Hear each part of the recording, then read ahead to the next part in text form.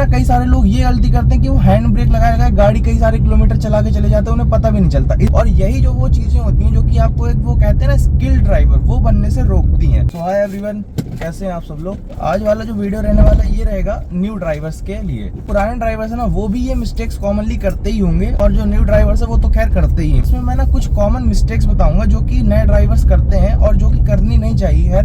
और यही जो वो चीजें होती हैं जो कि आपको एक वो कहते हैं ना स्किल ड्राइवर, वो बनने से रोकती हैं। मैंने कुछ पॉइंट्स लिख के रखे थे, मैं फर्स्ट पॉइंट से शुरुआत करता हूँ। पहला है art of noticing the car. तो ना जब न्यू ड्राइवर्स होते हैं या फिर बहुत सारे ऐसे ड्राइवर्स भी देखे मैंने, कार चलाते चलाते काफी टाइम हो गया है लेकिन वो अपनी कार को नोटिस ही नहीं कर पाते ढंग से। भाई ऐसे पॉइंट है ना, ये art of noticing the car, काफी बड़ा पॉइंट। इसके बारे में बाद में कभी डिटेल में बात करूंगा। अभी मैं आपको मेन पॉइंट बताता हूँ। जैसे आप गाड़ी में बैठते ही अपनी, जैसे आप गाड़ी को स्टार्ट किया, अपने स्पीडोमीटर को देखो कि उसमें कौन कौन सी लाइट आ रही है। कोई एक्स्ट्रा लाइट तो नहीं जल रही है। जो कोई गाड़ी बीप कर रही है, अगर गाड़ी में कोई बीप का साउंड आ रहा है तो उसको इग्नोर मत करो, उसको सुनो, उसको समझो कि क्यों आ रहा है ये साउंड। और है ना कई सारे लोग ये गलती करते हैं कि वो हैंड ब्रेक लगाए गाड़ी कई सारे किलोमीटर चला के चले जाते हैं, उन्हें पता भी नहीं चलता। इसी वजह से पता नहीं चलता ना भाई, क्योंकि आपको अपनी गाड़ी में जो बीप आ रहा है, साउंड आ रही है, चीजें उनको नोटिस नहीं कर रहे हो आप। अगला पॉइंट है यूजिंग द रॉन्ग इंडिकेटर्स, या फिर इंडिकेटर्स का यूज ही ना करना। जब वो ड्राइवर्स होते हैं नए नए सीखते हैं किसी से, तो उनको ज्यादातर लोग इस पे ध्यान नहीं देते, ज्यादा फोकस नहीं करते इस चीज पे कि आपने अपने इंडिकेटर्स नहीं दिए, ये नहीं दिए। बट ये बहुत ही ज्यादा फोकस करने वाला पॉइंट है। और जब भी आप मुड़ोगे तो आपको इंडिकेटर देना चाहिए हर जगह पर। अगर आप नहीं दोगे इंडिकेटर, आप अपनी जगह रखो ना। आप पीछे चल रहे हो, आगे कोई गाड़ी चल रही है आपके, अब उसको गाड़ी को मुड़ना है, आपको तो पता नहीं कि उसको मुड़ना है, लेकिन अब उसने इंडिकेटर नहीं दिया और एकदम से गाड़ी मोड़ दी। अब आपको एकदम से इमरजेंसी ब्रेकिंग करनी पड़ेगी अपनी गाड़ी को रोकने के लिए। तो यहाँ पर फिर आप उसको गरियाओगे, आप उसको बोलोगे कि यार इसने इंडिकेटर नहीं दिया, पता नहीं चला कि इसने गाड़ी मोड़नी थी। तो वैसे ही होता है, अगर आप भी इंडिकेटर नहीं दोगे तो हाई चांसेस रहते हैं कि आप भी गाली खाओगे किसी से, या फिर हो सकता है कभी इसकी वजह से एक्सीडेंट भी हो जाए। और जो न्यू ड्राइवर्स होते हैं बिगिनिंग में, उनसे गलती ये हो जाती है कि वो भड़बड़ाहट में या फिर पैनिक में ना गलत इंडिकेटर देके गलत साइड चले जाते हैं। लेफ्ट का इंडिकेटर देके राइट मुड़ गए, राइट का इंडिकेटर देके लेफ्ट मुड़ गए। ये बहुत कॉमन प्रॉब्लम होती है जब आप न्यू ड्राइवर बनते हो। इस चीज से भी आपको बाहर निकलना पड़ेगा। पैनिक को छोड़ो यार, मतलब पैनिक करोगे तो आपसे चीजें संभलेंगी नहीं, पैनिक मत करो।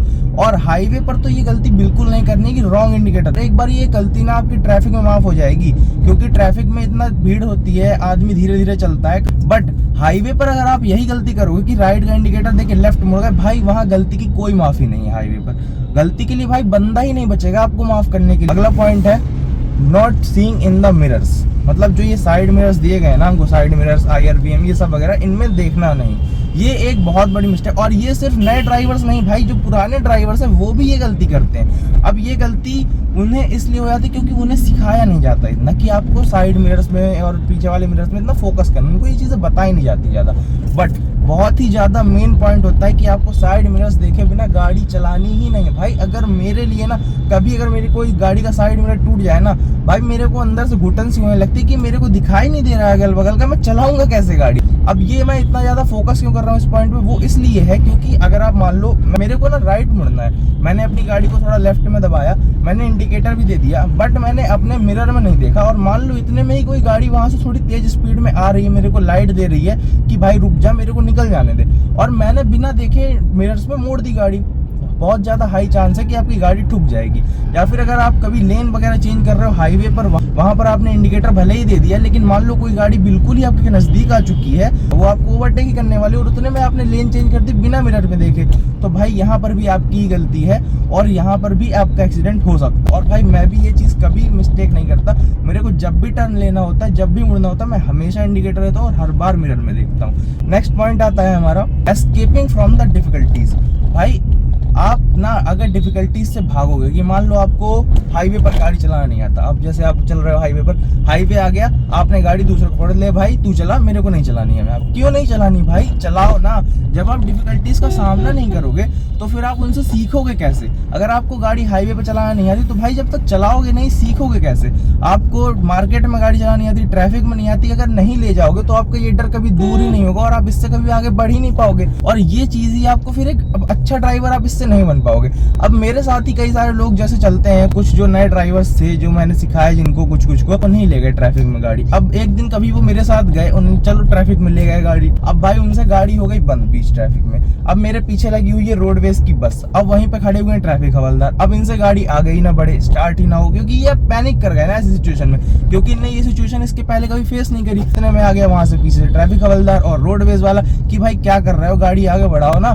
तो ये सिचुएशन बन जाती है। अब आपको इन जगहों पर ना सीखना पड़ेगा कि कैसे मैनेज करनी है आपको चीजें। तो जब तक आप डिफिकल्टी से भागोगे आप सीख नहीं पाओगे। उनसे भागना छोड़ो, अपने साथ किसी बंदे को बिठा लो, उसको अच्छे से गाड़ी चलाना आती हो, और उसको लेके जाओ लो ट्रैफिक में, हाईवे पर, जहां पर भी आपको डर लगता है। अगला पॉइंट आता है हमारा using the brakes in any situations. जो नए ड्राइवर्स होते हैं उनको ये चीज बता दी जाती है कि अगर कभी तुम्हें कोई चीज समझ में नहीं आ रही है, मार दो ब्रेक, मार दो, खींच के ब्रेक मार दो, गाड़ी रोक दो डायरेक्ट। अब लेकिन उनको ये नहीं बताया जाता कि भाई किस सिचुएशन में कितना ब्रेक मारना है, एकदम से गाड़ी कहाँ कहाँ नहीं रोकनी है और कहाँ कहाँ रोकनी है। अब मान लो आप चल रहे हो 40-50 की स्पीड पे, आगे से आपको टर्न लेना है, यू टर्न लेना है या कुछ भी करना है, लेकिन आपको अब चीज समझ में नहीं आ रही। आपके दिमाग में यही आएगा जो किक करी थी बात कि हाँ मेरे को बोला था कि जैसे ही कुछ समझ में ना आए ब्रेक मार दो खींच के, तो आप वही करोगे, आप ब्रेक मार दोगे। और आपने ब्रेक मारा ना जहां पर, वहीं से उतने में ही आपके पीछे जो गाड़ी चल रही होगी वो आके आपको ठोक देगी, क्योंकि वो तो 40-50 उसको थोड़ी ना पता है भाई आप एकदम से ब्रेक मारने वाले हो ऐसी सिचुएशन में, जबकि कुछ नहीं है वहां पर।